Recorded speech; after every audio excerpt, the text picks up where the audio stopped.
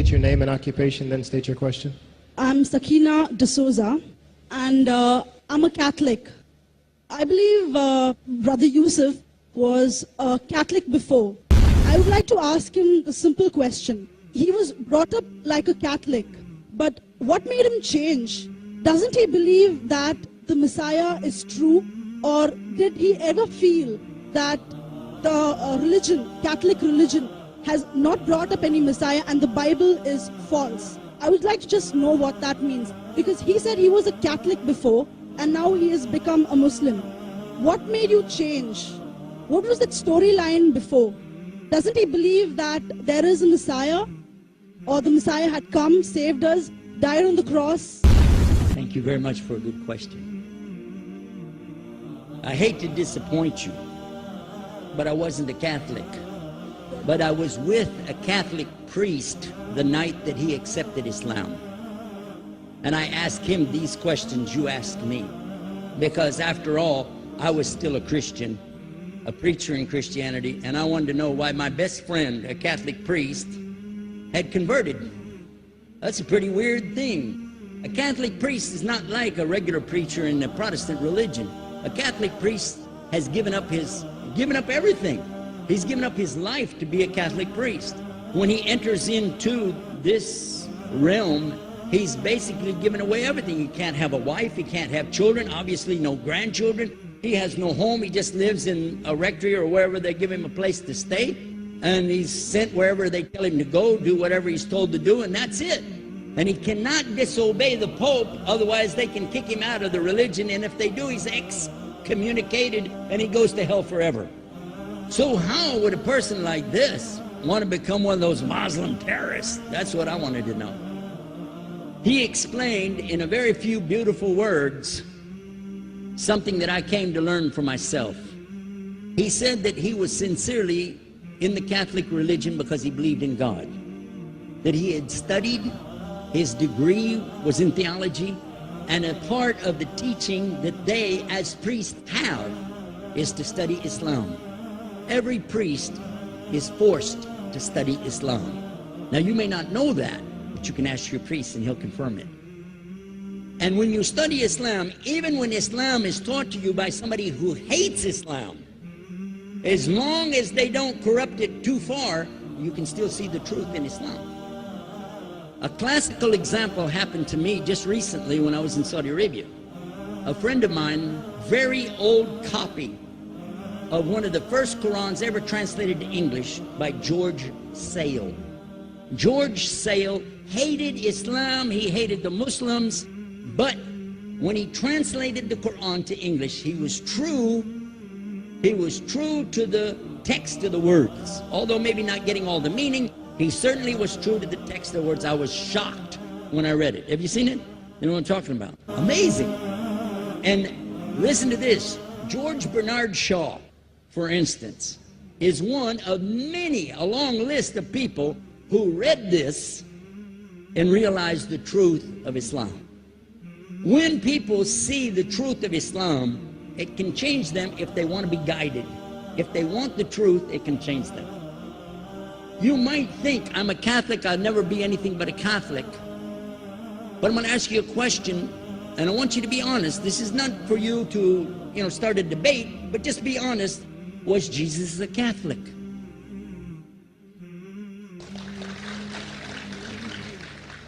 And it's not open to debate, so there's no point in opening that up, because you know and I know he wasn't.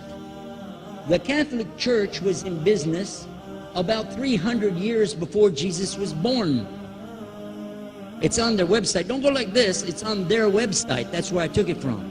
The Catholic Church was really started in Rome by Alexander the Great. Do you know what the word Catholic means? It means universal. It was the universal church for the Roman Empire. If you didn't join it, you could not be a Roman citizen. And it was opposed to the teachings of Judaism and opposed to the teachings of the early Christians for more than 200 and some years. And they were diametrically opposed to each other to the extent that it was the Romans killing the early Christians. Now, if you understand that, and you go to their website and read, they didn't even take over Christianity until the year 325 AD. And when they did, they changed a lot of things, again, referring to their own website. But if you want to check it in Britannica or Americana or grow your encyclopedias, go ahead and read about the Catholic Church. When, in August of 325 AD, at the Nicaea Council, they took over, first thing they said was, let's change the date of the birth of Jesus to be the same date as that of Mithras, which was the god, one of the gods worshipped there, and also the sun god's birthday was the same day, December the 25th, believing it to be the shortest day of the year. And Constantine was a sun worshiper of Sol Invictus. Go to the website, read it for yourself. There are a lot of points, but not the least of which, even today, if you go in any Catholic church, and I have, you'll see so many portraits and statues and idols and images throughout the whole place, that for the one who's never experienced that, for a Muslim who knows about these images, he'll be like, whoa, a'udhu billah. Whoa, what's this? The first time I walked in a Catholic church, I was about 10 years old. I was shocked. I was shocked at the idols and statues everywhere, because in the Protestant religion, we were brought up to believe that the second commandment was just as important as the first commandment. The first commandment in the Bible, in Exodus, is the same as the first commandment in the book of Deuteronomy.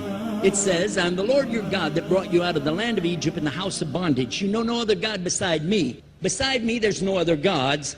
Thou shalt not have any other gods beside me. How many in this room agree with that commandment? Raise your hand. You notice the Muslims are raising their hand, because it means Ashhadu la ilaha illallah. That's the first commandment for us as well. The second commandment you have clearly says, thou shalt not make any idol, any graven image of anything that creeps upon the earth, swims in the sea beneath, or flies in the air above.